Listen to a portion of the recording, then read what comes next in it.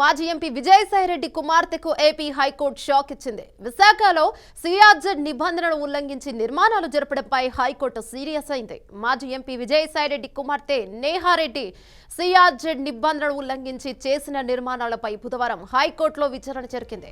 అక్రమ నిర్మాణాలపై వారం రోజుల్లో నివేదిక ఇవ్వాలని హైకోర్టు ఆదేశించింది. జనసేన కార్పొరేటర్ మూర్తి యాదవ్ వేసిన పిటిషన్పై విచారణ సందర్భంగా అధికారులపై హైకోర్టు ధర్మాసనం ఆగ్రహాన్ని వ్యక్తం చేసింది.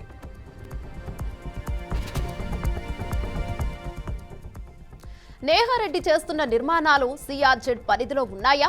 ఒకవేళ ఉంటే దాన్ని తొలగించేందుకు ఎటువంటి చర్యలు తీసుకున్నారో నివేదిక ఇవ్వాలని సిఆర్జెడ్ అధికారులను అప్పట్లో హైకోర్టు ఆదేశించింది. అయితే తాము అడిగినప్పటికీ ఇంతవరకు సిఆర్జెడ్ అధికారులు నివేదిక ఇవ్వలేదని కోర్టుకు ప్రభుత్వ అధికారులు తెలిపారు. దీంతో సీరియస్ అయిన హైకోర్టు విశాఖ జిల్లా collector, Visakha commissioner, CRZ member సెక్రటరీలతో కమిటీని నియమించింది. వేమునిపట్నం పరిధిలో సిఆర్జెడ్ నిబంధనలు ఉల్లంఘించి నిర్మాణాలు జరిగాయా? నిర్మాణాలు జరిగితే ఎప్పుడు చేస్తారు? వాటికి సంబంధించిన వివరాలు వారం రోజుల్లో నివేదిక ఇవ్వాలని హైకోర్టు ఆదేశాలను చేసింది.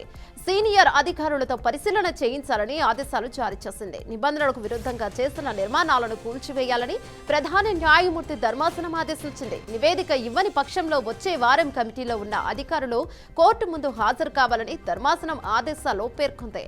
విచారణ నివేదికను కూడా కోర్టు ముందు ఉంచాలని హైకోర్టు ధర్మాసనం స్పష్టం చేశారు. వచ్చే వారానికి కేసు విచారణ వాయిదా పడింది. దీనిపై మరింత సమాచారం మా ప్రతినిధి శ్రీనివాస్ లైవ్ లో అందిస్తారు. రైట్ శ్రీనివాస్, చెప్పండి.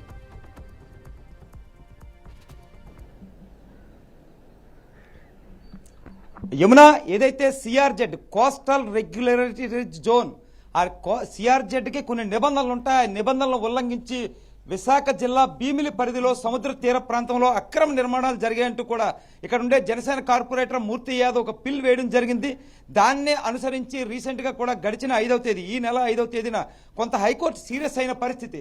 ప్రధానంగా చూసుకుంటే మనం ఒక్కసారి ఇక్కడ చూసుకోవచ్చు. మనం అయితే ఇక్కడైతే భీమిలి ప్రాంతంలోనే విజయసాయిరెడ్డి కూతురు నేహారెడ్డి పేరుతో రిజిస్టర్ అయిన భూమి ప్రాంగణంలో అయితే ఉన్నాం. ఇక్కడ పూర్తిగా కూడా సముద్ర తీర ప్రాంతం. ఒక పక్క చూసుకుంటే కనుక వాళ్ళు ఏదైతే కాంక్రీట్ జంగిల్ చేసేసారో కాంక్రీట్ జంగిల్లో పూర్తిగా కొట్టేసిన ప్రాంతంలోనే మనం అయితే ఉన్నాం ప్రస్తుతం.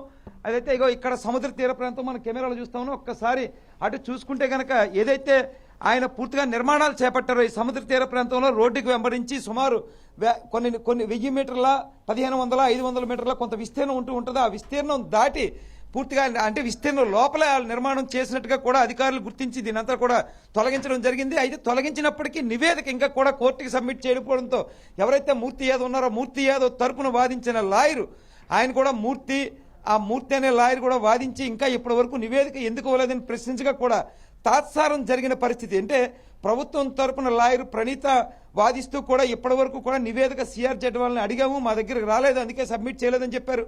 దానికి సంబంధించి సోమరాజు అనే వ్యక్తి సిఆర్జెడ్ నుంచి వాదిస్తూ కూడా మేము జీవీఎంసీ వాళ్ళని అడిగాము, అడిగితే అక్కడ సర్వేర్ అంటే మేము భీమిని రెవెన్యూ ఆఫీస్ని అడిగాము, అక్కడ సర్వేర్ లేరని చెప్పడం, లేదంటే ఇది మా పరిధిలోకి రాదు జీవీఎంసీ పరిధిలోకి వస్తుందని చెప్పడం, అక్కడ రెవెన్యూ రిపోర్ట్ రాకపోవడం, అందుకే అందజేయలేదని చెప్పడం, ఇవన్నీ కూడా ఒకరి నుంచి ఒకరు పూర్తిగా కూడా ఒకరి మీద ఒకరు నెట్టేసుకుంటున్నారని కూడా కోర్టు సీరియస్గా కూడా ఆగ్రహం వ్యక్తం చేసిన పరిస్థితి. పూర్తిగా మనం చూసుకుంటే కనుక ఈ రోజు ఇక్కడ ఈ ప్రాంతంలో సుమారు 4 ఎకరాల చిల్లర ఒకప్పుడు అల్సా హ్యాచరీస్ అని ఉండేది. అల్సా హ్యాచరీస్ నుంచి విజయసాయిరెడ్డి కూతురు నేహారెడ్డి పేరునైతే ఇది రిజిస్ట్రేషన్ అయింది. ఇదంతా జిరాయితీ భూమి, ప్రభుత్వ భూమి అంటూ ఏమీ కానే కాదు. ఓకే, అంతవరకు ఓకే. కానీ జిరాయితీ భూమి అయినప్పటికీ కూడా ఒక్కసారి ఇక్కడ చూసుకుంటే విజువల్స్ పూర్తిగా కూడా వీటిలో అక్రమ అంటే నిర్మాణాలన్నీ కూడా సిఆర్జెడ్ నిబంధనల విరుద్ధంగా జరిగాయని చెప్పారు.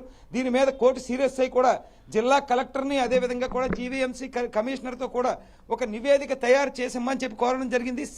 ఏపీ సిజెడ్ఎంఎం ఏదైతే ఉందో అంటే coastal regulatory zone management authority, ఆ అథారిటీ ఏదైతే ఉందో దాని నుంచి పూర్తిగా కూడా నివేదిక ఇమ్మని అడిగారు.